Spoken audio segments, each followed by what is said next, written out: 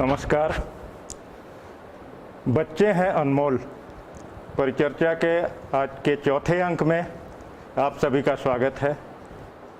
पिछले 3 अंकों में आपने विभिन्न डॉक्टरों को सुना, विभिन्न प्रशासनिक अधिकारियों को सुना, विभिन्न समाज के वर्गों में काम करने वाले कार्यकर्ताओं को भी सुना। निश्चित रूप से आपको बहुत जानकारी हुई होगी। आज चौथे अंक में हम बहुत ही विशिष्ट लोगों के साथ पुनः हाजिर हुए हैं। हमारे आज के कार्यक्रम की अध्यक्षता राष्ट्रीय स्वयंसेवक संघ के वरिष्ठ प्रचारक एवं विद्या भारती के अखिल भारतीय सह संगठन मंत्री श्री यतीन जी भाई साहब कर रहे हैं। यतीन जी भाई साहब ने विगत अनेकों वर्षों से समाज के पूरे गहराई तक जाकर समाज को समझा है। शिक्षा क्षेत्र में अनेकों वर्षों से काम कर रहे हैं। विद्यार्थियों का मौलिक विकास कैसे हो, विद्यार्थी अधिक से अधिक मेधावी कैसे हो, विद्यार्थियों की मेधा का अधिकतम विकास कैसे हो, इस पे आपने बहुत गहन कार्य किया हुआ है। यतीन जी भाई साहब, आपका परिचर्चा में स्वागत है। यतीन जी भाई साहब के दाहिने आईएएस ऑफिसर श्री अभिषेक प्रकाश जी हैं। अभिषेक प्रकाश जी लखनऊ के जिलाधिकारी हैं। दूसरी लहर में जब लखनऊ बहुत गंभीर स्थिति में था, आपने दिन रात एक करके लखनऊ की पूरी व्यवस्था को संभाला। हम लोगों ने प्रत्यक्षतः देखा कि रात के 11 बजे, 12 बजे, 1 बजे जब भी किसी तरह की कॉल की जाती थी, कोई मैसेज होता था, तुरंत अभिषेक प्रकाश जी उसको रिस्पॉन्ड करते थे और कार्रवाई होती थी। आपने सुदूर ग्रामीण अंचल तक भी और विभिन्न बस्तियों में, मलिन बस्तियों तक सारी स्वास्थ्य सुविधाओं को उपलब्ध करवाया। आपका बहुत बहुत स्वागत है। आज के कार्यक्रम के मुख्य वक्ता डॉक्टर नरसिंह वर्मा जी हैं। फिजियोलॉजी के प्रोफेसर, मेडिकल कॉलेज में आपका एक अलग नाम है। आपने मेडिकल साइंस के साथ साथ पारंपरिक भारतीय पद्धतियों और सनातन पद्धतियों पे भी काफ़ी अध्ययन किया और आपका मार्गदर्शन हरदम इस तरीके से दिया होता है कि लोग समझ पाएँ कि सब कुछ, सारी सुविधाएं उनके इर्द गिर्द हैं। तो डॉक्टर साहब, आज के कार्यक्रम में मुख्य रूप से हमारे 2 विषय हैं। ये संभावना व्यक्त की जा रही है कि कोरोना की तीसरी लहर आएगी और इस तीसरी लहर में बच्चे ज़्यादा प्रभावित होंगे। तर्क दिया जा रहा है कि बच्चों का वैक्सीनेशन अभी नहीं शुरू हो पाया है, वैक्सीन अभी नहीं परमिट हो पाई है। 18 वर्ष से कम उम्र और बच्चे बहुत बड़ी संख्या में हैं। पिछली परिचर्चा में एक वरिष्ठ प्रशासनिक अधिकारी पी वेंकटेश्वर जी ने बताया था कि लगभग 8 साढ़े 8 करोड़ बच्चे इस आयु वर्ग में हैं उत्तर प्रदेश के अंदर, और देश में तो बहुत ज़्यादा। तो आपको क्या लगता है कि क्या वास्तव में कोरोना की तीसरी लहर आएगी तो क्या बच्चे प्रभावित होंगे? प्रभावित होंगे तो फिर हमें कैसे अगला स्टेप लेना होगा? हमारे अभिभावकों को इसमें आपका मार्गदर्शन चाहिए। देखिए सौरभ जी, जो वैज्ञानिक तथ्य हैं, हम लोग के यहाँ सोशल प्रिवेंटिव मेडिसिन विभाग है और उसमें जो हम लोग पढ़ते हैं उसके तथ्यों के आधार पर, एपिडेमियोलॉजी के आधार पर मेरा व्यक्तिगत मत है, जो कि काफ़ी साइंटिफिक आधार पर मैं कह रहा हूँ, कि तीसरी लहर बहुत कमज़ोर होगी हमारे भारत में अगर आएगी तो। उसके अपने वैज्ञानिक कारण हैं। और जहाँ तक ये प्रश्न है कि बच्चे अधिक प्रभावित होंगे, तो जो कुछ भी मेडिकल साइंस में अभी तक तथ्यगत चीज़ें हैं उनके आधार पर मुझे ये आशंका निर्मूल प्रतीत होती है। परंतु हमारी तैयारियां अवश्य होनी चाहिए, क्योंकि आशंका तो ये भी नहीं थी कि द्वितीय लहर इतनी तेज़ी से सुनामी बनकर आएगी और 15 दिन में सब तहस नहस कर देगी। ये आशंका नहीं थी। तो इसी तरह से हमें तैयारी तो रखनी होगी, परंतु बच्चों को टीकाकरण नहीं हुआ है, इस आधार पर यह नहीं कहा जा सकता कि तीसरी लहर में वो ज़्यादा प्रभावित होंगे। लेकिन ये तो ज़रूर है कि तब तक हमारे और लोग काफ़ी मात्रा में वैक्सीन से आच्छादित हो चुके होंगे। इस आधार पर यह संभावना व्यक्त की जा रही है कि जो लोग उस समय वैक्सीनेटेड नहीं होंगे उनमें इसका प्रभाव देखने को मिल सकता है। परंतु बच्चों में रोगों से लड़ने की जो क्षमता होती है, प्रतिरोधात्मक क्षमता, वो अच्छी होती है और माँ से उनको काफ़ी अच्छी इम्यूनिटी मिलती है। तो ये उस पर ही निर्भर करेगा कि किस बच्चे की अच्छी इम्यूनिटी है। तो निश्चित रूप से हमें तैयारी रखनी होगी, क्योंकि बच्चे अनमोल हैं, ये आपका स्लोगन भी है, और किसी भी राष्ट्र और किसी भी समाज का मुख्य अंग बच्चे ही हैं, वही हमारा आने वाला समाज बनाएंगे। तो उनके विषय में हम कोई कोताही नहीं बरत सकते। अगर जरा सी भी संभावना है तो निश्चित रूप से हमें इसके प्रति तैयारी रखनी होगी। धन्यवाद डॉक्टर साहब। निश्चित रूप से आपका जो विजन है कि लहर कमज़ोर होगी, ऐसा ही हम लोगों की संकल्पना है। ईश्वर से प्रार्थना है कि लहर वास्तव में कमज़ोर हो। लेकिन जो दूसरी लहर में हुआ, अभिषेक प्रकाश जी खुद संक्रमित हुए, संक्रमण के दौरान भी लगभग पूरे समय काम करते रहे, समाज को आपने भी नज़दीक से देखा। अभिषेक जी, क्या आपको ऐसा लगता है कि बच्चों की परिस्थिति, अगर बच्चे संक्रमित हुए और जो दूसरी लहर में युवा ज़्यादा संक्रमित हुए, दोनों में बहुत अंतर होगा और सरकार को और समाज को बहुत अलग तरीके से व्यवस्था करनी पड़ेगी वो 10 साल, 12 साल, 15 साल के बच्चे के केस में? सर्वप्रथम तो मैं आपको धन्यवाद दूंगा कि आज इस फोरम पे आपने मुझे आमंत्रित किया, इसका मैं आभार व्यक्त करता हूँ। देखिए, जनपद लखनऊ में अगर आप अनुमति दे तो मैं थोड़े से डेटा आपके समक्ष रखना चाहूँगा सारे वक्ताओं के लिए भी। जो पहली लहर आई थी कोरोना की, वो विगत वर्ष आई थी सन 2020 में, तब भी मैं यहाँ जिलाधिकारी के रूप में था। मार्च 2020 में पहला लखनऊ में केस आया। उस वक्त देश में भी, ग्लोबली कुछ देशों में पहले से केसेज आ रहे थे, तो एक जानकारी हो गई थी, और अपने देश में नए रूप से केसेज आ रहे थे। यूपी की अगर बात करें तो पहला केस आगरा में आया, फिर लखनऊ में आया था। डॉक्टर्स को भी, मेडिकल एक्सपर्ट्स को भी, या प्रशासनिक व्यवस्था के रूप में भी ये बहुत ही नई चीज़ थी। आपने देखा कि फर्स्ट वेव में फिर हमने उससे लर्न भी किया, हमारे मेडिकल फैटर्निटी ने भी इससे लर्न किया, काफ़ी जानकारियाँ मिली। और ये जो इस वर्ष जो वेव आई, ये सेकेंड वेव, जिसमें पीक पे लखनऊ में जो पॉजिटिविटी रेट होता है, ये सबसे महत्वपूर्ण इंडिकेटर होता है किसी भी संक्रमण के दर को, उसकी गंभीरता को नापने का। 30 के ऊपर चला गया था, अर्थात प्रति 100 टेस्ट में 30 लोग पॉजिटिव आ रहे।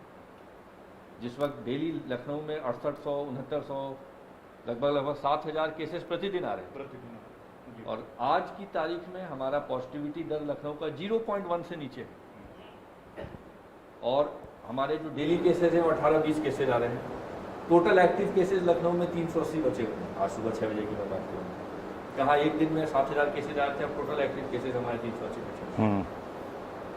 माननीय प्रधानमंत्री जी की प्रेरणा से और माननीय मुख्यमंत्री जी के निर्देशों में जनपद लखनऊ प्रदेश की राजधानी भी है। उत्तर भारत में अगर आप देखें तो देश की राजधानी दिल्ली के बाद सबसे बड़ा सेंटर है। लगभग शहर की आबादी हमारे 50 लाख के तकरीबन है। 5 से 6 लाख लोग प्रतिदिन यहाँ आते जाते हैं बाहर से, अपने विभिन्न कार्यों के लिए, शिक्षा के लिए, स्वास्थ्य के लिए। यहाँ पे हाई कोर्ट का बेंच भी है, गवर्नमेंट पूरी यहाँ पे है, अन्य सुविधाएं यहाँ पे है, लोगों के रिश्तेदार हैं। मोबिलिटी बहुत बड़ा फैक्टर होता है कोरोना, क्योंकि ये मानव टू मानव फैलता है, human being to human being transmission है।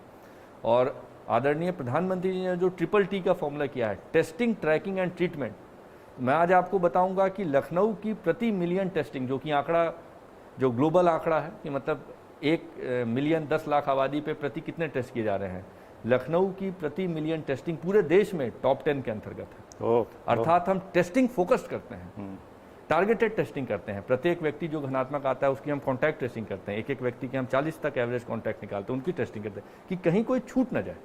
अगर संक्रमण का खतरा किसी को रहा तो उसको हम पता करें, ट्रैक करते हैं उसको। और ट्रीटमेंट के लिए, तो ट्रीटमेंट का जो पार्ट है, लखनऊ में जब पीक पे था तो हमारे पास 75 से अधिक कोविड हॉस्पिटल्स थे, जिसमें हमारे पास कोविड के ही 7200 से ज़्यादा बेड्स थे, जिसमें क्रिटिकल केयर बेड्स जिसे कहते हैं, जिसमें हमारे वेंटिलेटर्स रहते हैं, जिसमें हमारे HFNCs या बाईपैप हैं 4141 हमारे पास फिगर था। L3 ने आप बोलते हैं। ऑक्सीजन की सप्लाई एक चैलेंज था जिसको हम लोगों ने ओवरकम किया। माननीय मुख्यमंत्री जी ने एक व्यवस्था बनाई जो पूरे प्रदेश की मॉनिटरिंग की थी। डिस्ट्रिक्ट लेवल पे हमने प्रॉपर टीमें लगाई जो कि 24 घंटे इसकी मॉनिटरिंग करती थी। अब आप सो कॉल्ड थर्ड वेव की जो एक परिचर्चा है, जिसके ऊपर कई मेडिकल एक्सपर्ट्स ने, साइंटिस्ट ने भी बोला है, तो मैं तो पहले ये ईश्वर से प्रार्थना करूंगा कि हो ही ना ये। लेकिन जैसा कि कहा जाता है, think of the best and prepare for the worst. तो हमारी प्रशासनिक रूप से और मेडिकल रूप से पूरी तैयारी भी है। डेडिकेटेड पीडियाट्रिक आईसीयू पीकू हम लोगों ने अपने 10 गवर्नमेंट हॉस्पिटल्स, जिसमें हमारे एपेक्स इंस्टीट्यूशंस पीजीआई, केजीएमयू हैं, आरएमएल है, बड़े अस्पतालों में हमारे गवर्नमेंट में बलरामपुर है हमने रखा है, लोक बंधु रखा है, सिविल हॉस्पिटल रखा हुआ है, हमने नया 60 बेडेड हमारा मातृ शिशु हमारा एपेक्स हॉस्पिटल उसको हम स्टार्ट कर रहे हैं। इसी तरह इनमें हम 1040 केवल और केवल बच्चों के लिए आईसीयू बेड्स की निर्माण कर रहे हैं, 100% फंक्शनल, जिसमें हमारे पास पीडियाट्रिशियंस रहेंगे एक्सपर्ट, जिसमें हमारे पास एक्सपर्ट हमारे एनेस्थेटिक और जो भी हमारे इसके संचालन के लिए best of the medical facilities के साथ कर रहे हैं, जिसमें से हम लोग ऑलरेडी 600 प्लस बेड्स ऑलरेडी क्रियाशील कर चुके हैं, बना चुके हैं। साथ ही साथ ऑक्सीजन को चैलेंज को ओवरकम करने के लिए हम इसमें आत्मनिर्भर अब हो रहे हैं। हम हर एक गवर्नमेंट हॉस्पिटल में ऑक्सीजन जनरेशन प्लांट लगा रहे हैं, एलएमओज की स्थापना कर रहे हैं, ताकि हम स्वावलंबी हो जाएं, हम आत्मनिर्भर हो जाएं और ऑक्सीजन की कहीं कोई दिक्कत ही नहीं है किसी भी रूप में। तीसरा जो बहुत इंपॉर्टेंट चीज़ है, अभी परसों सुबह ही माननीय मुख्यमंत्री जी ने मोबाइल वैन्स को लॉन्च किया, जिसमें बच्चों के लिए डेडिकेटेड कोविड की रक्षा के लिए या उसके ट्रीटमेंट पॉइंट ऑफ व्यू से वो मेडिकल किट्स जो हमारी बांटी जाएंगी, हर जनपद में जा रही है। लखनऊ जनपद राजधानी होने के नाते हमारी पहली खेप आ गई है और प्रत्येक गांव तक, प्रत्येक मोहल्ले में हमारी निगरानी समितियां बनी हुई हैं, प्रत्येक ग्रामीण क्षेत्र में मजरों में हमारी निगरानी समितियां बनी हैं और ये निगरानी समितियां हर चीज़ की मॉनिटरिंग भी करती हैं और हमारी आशा एनएम के माध्यम से हम तत्काल किसी को भी लक्षण होता है तो वहाँ हम फ्री की दवाई भी पहुँचाते हैं, स्क्रीनिंग करते हैं, मेडिकल टेस्टिंग करते हैं। तो इस रूप में हमारी पूरी तैयारी है। जो व्यवस्था हमें आगे बनानी है उस व्यवस्था को हम लोग बना रहे हैं। मेडिकल इंफ्रास्ट्रक्चर को और हम क्रिएट कर रहे हैं, उसको और हम मजबूती दे रहे हैं और साथ ही साथ हम ऑक्सीजन के लिए पूर्णतया आत्मनिर्भर भी हो रहे हैं।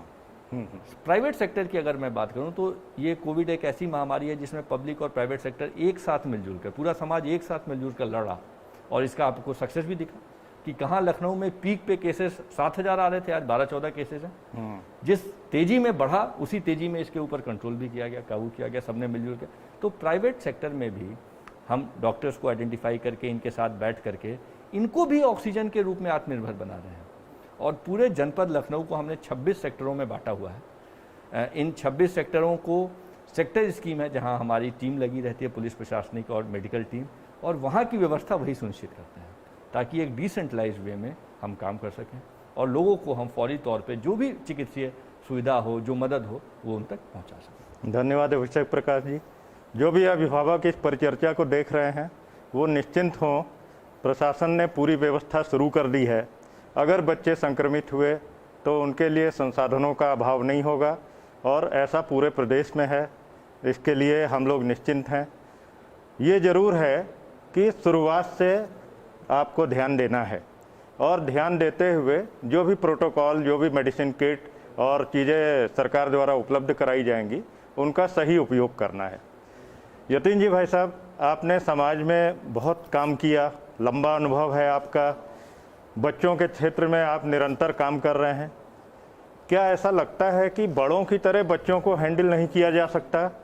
बच्चे ज़बरदस्ती काढ़ा नहीं पिला सकते, हम उनको ज़बरदस्ती उनको हरी सब्जियां नहीं खिला सकते, तो उनके मन को तैयार करने के लिए किस तरह से प्रयास करें अभिभावक, जिससे बच्चे चिड़चिड़ाएं भी नहीं और किसी तरह से नाराज़ भी ना हो और इम्यूनिटी से लेके और फिजिकल फिटनेस को बढ़ा सकें? बच्चों का अपना एक मनोविज्ञान होता है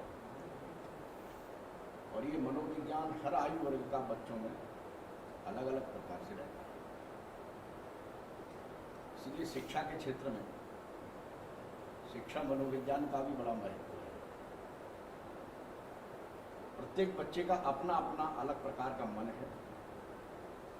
माता पिता को उनके मन को समझना, उनकी मानसिकता को समझना और उस अनुरूप ही उनके साथ व्यवहार करना। जब ऐसा रहता है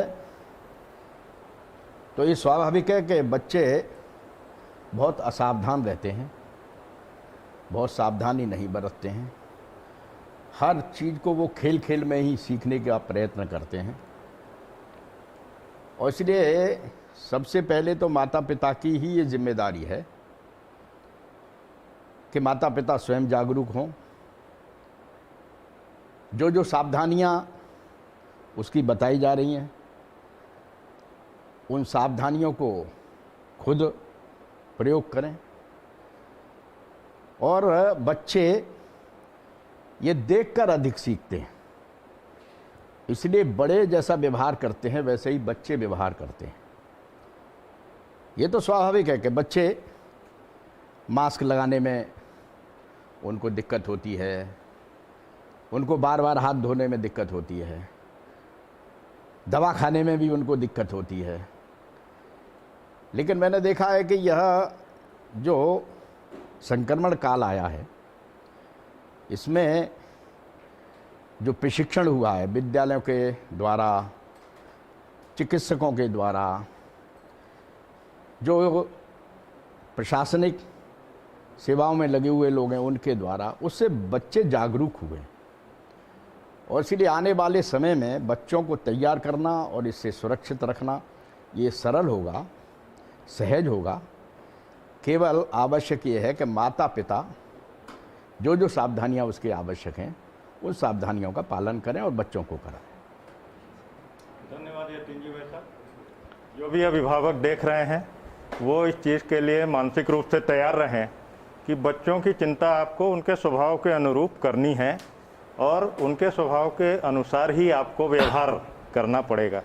डॉक्टर साहब, एक विषय जो इस परिचर्चा से सामने आ रहा है जी, जब बड़े संक्रमित हुए तो कोरोना वार्ड में उनको एडमिट कर दिया, उसके बाद कोई मिलने जुलने नहीं जा सकता था वार्ड के अंदर, पूरे सेफ्टी नॉर्म्स थे। बच्चों के साथ कैसे करेंगे वो, बगैर माँ बाप के, बगैर अपनों के कैसे रहेंगे, कैसे उनको आप 15 दिन रोक पाएंगे या 12 दिन रोक पाएंगे? तो इसकी क्या व्यवस्था मेडिकल सिस्टम में होगी? देखिए, मेडिकल सिस्टम में इसकी व्यवस्था पहले से है। नवजात शिशु भी कई परिस्थितियों में माँ से अलग रखे जाते हैं, तो नवजात को रखने में उतनी समस्याएं नहीं हैं क्योंकि वो फीलिंग्स उनके अंदर अभी नहीं हैं। परंतु आपकी ये बात सही है कि जब जो छोटे बच्चे हैं उनको माँ से अलग रखना कठिन है। पहले दौर में भी मुझे 4 घटनाएं स्मरण हैं जिनमें माँ पॉजिटिव हो गई थी और बच्चे की उम्र मात्र 6 माह थी, तो वो बच्चा बिना माँ के नहीं रह सकता था। तो हम लोगों ने स्पेशल मीटिंग करके और ये अलाउ किया कि बच्चा माँ के पास रहे, और ये देखा गया कि बच्चा माँ के पास रहा तो माँ भी जल्दी ठीक हुई। वात्सल्य का कुछ न कुछ प्रभाव रहा होगा, और एस्ट्रोजन हार्मोन से बड़ा हार्मोन कोई नहीं है जो कि हर प्रकार की चीज से बचाता है स्त्रियों को, और पुरुषों में उसका अभाव होता है। तो मैं ये बताना चाह रहा था कि इस बात की व्यवस्था पहले से चिकित्सालयों में है। उसके लिए स्पेशल नर्सेज हैं जो कि माँ की भूमिका भी अदा करती हैं, और उसकी व्यवस्था भी है कि माँ को बीच में रखा जाता है लूप में, थोड़ी बहुत देर के लिए माँ संपर्क में भी आएगी, और विद ऑल प्रिकॉशन जो रखे जाते हैं मास्क के साथ। और आप अगर देखें तो दूसरी लहर जो बहुत भयानक आई, उसमें भी अगर पूरे डाटा मैंने अध्ययन किया था देखे जाएं तो उसमें बच्चे कम प्रभावित हुए, बड़े बहुत प्रभावित हुए, और वयोवृद्ध ज़्यादा प्रभावित हुए। प्रत्येक परिवार में जो सबसे वृद्ध व्यक्ति थे वो नहीं झेल पाए इसको, परंतु बच्चे इसको अच्छी तरह से उनके साथ निकाल ले गए। तो निश्चित रूप से इस बात की संभावना जब रहेगी तो चिकित्सालयों में इस बात की व्यवस्था पहले से है। विभिन्न आयु वर्ग के बच्चों की मानसिकता अलग है, उनको उसी प्रकार से रखा जाएगा। जो 1 वर्ष से नीचे के बच्चे हैं उनको माँ के साथ रखना आवश्यक होगा। उससे बड़े बच्चे निश्चित रूप से रहते हैं, उनके लिए खिलौने और खेलने के इस प्रकार के साधन रहते हैं जिससे उनका मन लगा रहता है, और इस बात की पूरी व्यवस्था है। कई स्वयंसेवी संस्थाएं भी हमारे चिकित्सा विश्वविद्यालय मैंने देखा है और जगहों पर भी हैं जो कार्य कर रही हैं, जो कि यही कार्य करती हैं कि वार्ड में बच्चों का मन लगा रहे, और बच्चे बहुत जल्दी अडॉप्ट कर लेते हैं। ये बात देखी गई है कि बड़ों की तुलना में वो और आसानी से चीज़ों को स्वीकार कर लेते हैं, और मुझे नहीं लगता है कि ये कोई बहुत बड़ी समस्या आएगी। जैसा कि जिलाधिकारी महोदय ने बताया, जिस प्रकार से प्रयास किए जा रहे हैं पीकू और नीकू बनाने के, तो उसके हिसाब से अगर दुर्भाग्य से ऐसी कोई बात होती है तो हमारी तैयारी पूरी है। हम अचानक से औचक से जो जैसा हो गया सेकंड वेव में वैसा नहीं होने वाला है, इसके प्रति मैं पूरी तरह आश्वस्त हूँ। धन्यवाद डॉक्टर साहब। तो जो अभिभावक देख रहे हैं वो निश्चिंत रहें, बच्चों को ऐसे अकेला नहीं छोड़ा जाएगा। उनके लिए पहले से व्यवस्था रहती है। पेडियाट्रिक वार्ड में बच्चों का जब ऑपरेशन होता है 3-4 साल 5 साल तो भी व्यवस्था रहती है। वैसा ही नर्सिंग स्टाफ होता है और वैसे ही लोग व्यवहार करते हैं। अभिषेक प्रकाश जी, एक विषय जो दूसरी लहर में बहुत उभर के आया, मानसिक आघात का। ज़्यादातर लोग जब संक्रमित हुए तो परिवार के लोग दूर हो गए, परिवार वालों ने देखने जाना छोड़ दिया और ऐसी अनेक घटनाएं हुई कि जिसमें मृत्यु हो जाने के बाद उनके क्लेम के लिए भी नहीं आए लोग। तो ये जो भय आया लोगों के अंदर कि अपने माँ बाप को, अपने भाई बहन को, उसको भी उन्होंने छोड़ देना उचित समझा। उस भय को कैसे ख़त्म किया जाए, कैसे उनको मनोवैज्ञानिक रूप से समझाया जाए कि इतना भयानक नहीं है ये? देखिए, आपने जो बिंदु ये रखा है ये बहुत ही महत्वपूर्ण बिंदु है। मनोवैज्ञानिक के साथ साथ मैं इसमें एक शब्द और जोड़ूंगा, वो सामाजिक। वर्तमान में अगर आप दर्शन में जाएं तो एक कलयुग चल रहा है और शायद ये कलयुग की कुछ कुरीति ही है कि कुछ ऐसे लोग भी हैं जो कि कुछ भय के कारण और कुछ अन्य कारणों से भी अपने परिजनों तक को उन्होंने छोड़ दिया, जो कि शायद एक कलयुग की कुरीति भी मैं इसमें जरूर जोड़ना चाहूँगा। क्योंकि मेडिकली अगर आप वेल प्रोटेक्टेड हैं, अर्थात कोविड एप्रोप्रिएट बिहेवियर जिसे कहा था, अगर आप मास्क हैं, अगर आप सोशल डिस्टेंसिंग का पालन कर रहे हैं और मानिए अगर कोई कोविड संक्रमित हैं तो आप अब पीपी किट आज की तारीख में उपलब्ध है, उसको आप पहने हुए हैं तो आप पूर्णतया प्रोटेक्टेड हैं। कई लोगों ने मुझे ऐसा भी कई ऐसे उदाहरण हैं, उनको संदर्भ देना या नाम देना यहाँ उचित नहीं रहेगा, लोगों ने जानबूझ के छोड़ दिया अपने माँ बाप को। तो इसके लिए प्रशासन ने समुचित व्यवस्था की है। ऑलरेडी सेकेंड वेव की लर्निंग के साथ साथ उसी वेव में हमने व्यवस्था की। हमने एक कोविड एवं पोस्ट कोविड काउंसलिंग एक टोल फ्री नंबर भी स्टार्ट किया हुआ है और मैं आपकी अनुमति से सभी दर्शकों के सामने वो रखूंगा भी। एक लैंडलाइन नंबर है 0522 452 3023 452 3023। ये हमारा एक काउंसलिंग सेंटर है जिसमें हमारे पास लखनऊ के बेस्ट 31 साइकोलॉजिस्ट, डॉक्टर्स, काउंसलर्स इसमें हैं जो कि विभिन्न एपेक्स संस्थाओं से जुड़े भी हैं, जैसे KGMU, PGI, Lohia, Ambedkar university, Lucknow university, इन सब के भी हमारे काउंसलर्स हैं जो कि लोगों की ये चिंताओं को दूर करते हैं। वो फ़ोन करके पता कर सकते हैं। साथ ही साथ हमने एक दस्ता बनाया है जो कि जब भी आवश्यकता होगी वो 2 घंटे में एक्टिवेट हो जाएगा, जिसमें हर्ष वाहन भी हैं। अगर मानिए कि किसी व्यक्ति की दुखद मृत्यु हो जाती है और जो परंपरा है, रीतियाँ हैं, उसके अनुरूप उनके क्रियाकर्म को करना है विद इन कोविड प्रोटोकॉल, तो हम निःशुल्क उसको कराते भी हैं। जो पार्थिव शरीर है उसको घर से लेकर के जाकर के जो हमारे घाट हैं वो इलेक्ट्रिक क्रेमेटोरियम के माध्यम से या जिस धर्म के भी वो अनुयायी हैं उसके रीतियों के माध्यम से ये निःशुल्क व्यवस्था प्रशासन दे रहा है। सेकेंड फेज़ के सेकेंड हाफ से हमने ये स्टार्ट किया था और ये आगे भी अगर आवश्यकता रहेगी तो ये हमारी चलती रहेगी। लेकिन एक मैं आपके माध्यम से ज़रूर अनुरोध करूँगा कि ये एक महामारी है, इससे हमें डरना नहीं है, इसके पैरामीटर्स को पूरा करना है, अर्थात कोविड एप्रोप्रिएट बिहेवियर को करें, लेकिन साथ ही साथ जो हमारी संस्कृति है, जो हमारी सभ्यता है, जो हमारे अच्छी चीज़ें उनको भी हम न त्यागें। हमारी संस्कृति और सभ्यता ने हमेशा हमें सिखाया है कि अपने बड़े बुजुर्गों की इज्जत करना, मदद करना, उनकी सेवा करना, साथ ही साथ ज़रूरत पड़ने पे अपने पड़ोसियों की भी मदद और सेवा करना। पूरा हम अपने आप को कोविड प्रोटेक्टेड रखें, हमेशा मास्क में रखें, हम सैनिटाइजर का प्रयोग करें, हैंड वॉशिंग का प्रयोग करें, सोशल डिस्टेंसिंग का प्रयोग करें और अगर कोई ऐसी ज़रूरत है तो प्रॉपर एडवाइस लेके हम पीपी किट पहन के भी काम कर सकते हैं। पीपी किट पहन करके मैं भी कई बार कोविड अस्पताल के अंदर भी गया हूँ ताकि उस चीज़ को देखा जा सके, वहाँ की व्यवस्थाओं को और कैसे सुधारा जा सके, इस चीज़ को करने के लिए। तो इस चीज़ को हमें ज़रूर ध्यान रखना है। और एक और मैं आग्रह करना चाहूँगा कि ये कोरोना एक ऐसी महामारी, एक ऐसा वायरस है जो कि ख़त्म नहीं हुआ है। जैसे केसेस कम होते हैं देखने में आता है, लोग मास्क लगाना छोड़ देते हैं, भीड़ भाड़ करना प्रारंभ करते हैं। ये सबसे बड़ी गलती है।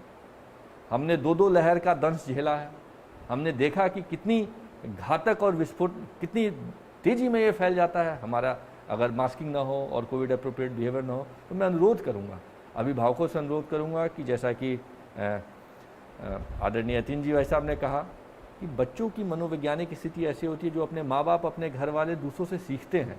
तो अगर पेरेंट्स, घर के लोग हमेशा मास्क रहेंगे, वो सैनिटाइजेशन की, हाथ धोने की, सैनिटाइज़र की आदत लगाएंगे, भीड़ भाड़ वाले इलाकों को खुद अवॉइड करेंगे, तो बच्चे उसको देख करके खुद स्वतः ही करेंगे। तो इन चीज़ों की बहुत ही आवश्यकता है कि इसका हम 100% 24/7 जरूर पालन करें। धन्यवाद अभिषेक जी। जो अभिभावक इस परिचर्चा को देख रहे हैं, भय को अपने मन से हटा दें, प्रोटोकॉल का पालन करें, मास्क, सैनिटाइजर, ग्लव्स इनका उपयोग करें, और अगर गंभीर स्थिति में कोई परिवारीजन आ गया है तो भी पीपीई किट पहन के उसके साथ बैठें, उससे बातचीत करें, उसको मन उसका हल्का करें और उसे प्रेरणा दें कि वो निश्चित ठीक हो जाएगा और इसी से सारे उपचार होंगे, ऐसा हम सभी लोगों का विश्वास है। यतीन जी भाई साहब, विद्या भारती बहुत बड़ा संगठन है, हमारी पहुंच लगभग 1 करोड़ परिवारों तक रोज होती है। हम लोगों ने इस तरह से जो जागरूकता अभियान चलाए हुए हैं, जैसे ये परिचर्चा चल रही है, इसी तरह हमारे आचार्य भी लगभग प्रशिक्षित ही हैं। तो उनको आप क्या संदेश देना चाहेंगे, कैसे वो अभिभावकों को और ज़्यादा जागरूक करें और कैसे अभिभावकों को मनोवैज्ञानिक रूप से मजबूत बनाएं आने वाली संभावित लहर को देखते हुए? विद्या भारती संगठन ने इस तीसरी लहर में बच्चों के संक्रमण के जो समाचार आए हैं उसको देखकर अभी से तैयारी प्रारंभ की है। और इसलिए देश भर में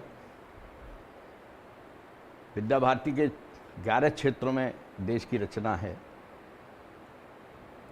अभी जून और जुलाई में ही प्रमुख कार्यकर्ताओं की बैठकें पूरे देश में बुलाई हैं और नीचे तक, विद्यालय स्तर तक आचार्य और आचार्यों के माध्यम से विद्या भारती अभिभावक संपर्क का एक बहुत बड़ा अभियान सदैव चलाती रहती है। इसलिए अभिभावकों का प्रबोधन, समाज का प्रबोधन और एक प्रयत्न और हमने प्रारंभ किया है कि प्रत्येक विद्यालय कुछ गांवों को लेकर गांव में भी समाज को जागृत करने का, जागरूक करने का, उनको इस तीसरी लहर से सावधान करने का और बच्चों को बचाने का पूरा प्रशिक्षण दें। तो विद्या भारती के लगभग 1.5 लाख शिक्षक हैं, 1 लाख के करीब प्रबंध समितियों से जुड़े हुए समाज के प्रबुद्ध लोग हैं, सम्मानित लोग हैं अपने अपने स्थानों पर, जिनकी समाज के अंदर बात मानी जाती है। ऐसे पूरे तंत्र को, और लगभग बहुत बड़ी मात्रा में अभिभावक हैं, उनको भी हमने कहा है कि एक अभिभावक कम से कम 10 परिवारों को, अपने आसपास वालों को जागृत करे। जो भी सावधानियां बताई जा रही हैं उन सावधानियों को अपनाए। एक ऐसा बहुत बड़ा अभियान हम जून मास से ही एक प्रमुख कार्यकर्ताओं को प्रशिक्षित करते हुए निचले स्तर तक इसको ले जा रहे हैं। और हमारा प्रयत्न है कि संगठन के पास जितनी भी मैन पावर है वो इस पूरे काम में प्रशासन का सहयोग करते हुए, प्रशासन का जहाँ भी सहयोग देना हो अथवा प्रशासन का सहयोग लेना हो, चिकित्सा क्षेत्र के लोगों का भी जितना भी सहयोग लेना हो देश भर के अंदर, उसका सहयोग लेते हुए पूरी तैयारी, पूरी जागरूकता, पूरा प्रबोधन ये विद्या भारती ने करने का संकल्प किया है। धन्यवाद यतीन जी भाई साहब। जो भी अभिभावक देख रहे हैं इस परिचर्चा को, वो निश्चित रूप से जो भी विद्यालय उनके निकटतम है, आप विद्या भारती के अभिभावक नहीं भी हैं तो भी विद्या भारती का जो भी विद्यालय निकटतम है आप वहाँ संपर्क कर सकते हैं। वहाँ से जो भी हमारे प्रशिक्षित आचार्य हैं वो आपको मार्गदर्शन करेंगे और उसके माध्यम से आप अपने को मजबूत करें, अपने बच्चों को अधिक इम्यूनिटी दें और अपने बच्चों को अधिक से अधिक इस चीज़ के लिए प्रेरित करें कि अगर आपदा आई भी तो वो हतोत्साहित ना हो। आज की इस परिचर्चा को हम यहीं पर समाप्त कर रहे हैं। इस परिचर्चा में भाग लेने के लिए श्री यतीन जी भाई साहब का, श्री अभिषेक प्रकाश जी का, डॉक्टर नरसिंह वर्मा जी का बहुत बहुत धन्यवाद। अभिभावकों को पुनः मैं बताना चाहूँगा कि अगले मंगलवार को पुनः लगभग 3:30 बजे आपको समय सूचित कर दिया जाएगा। हम ऐसे ही विशिष्ट लोगों के साथ बैठेंगे जिनसे बात करके आपको लगेगा कि आपने बहुत अच्छी नॉलेज ली है। आपके जो भी प्रश्न हो उन प्रश्नों को आप इसी चैनल पे भेजते रहिए। जो उन्हीं प्रश्नों के माध्यम से हम अगले जो भी वक्ता होंगे उनसे उनके जवाब लेंगे और आपको अपने जवाब भी मिलेंगे। धन्यवाद। नमस्कार।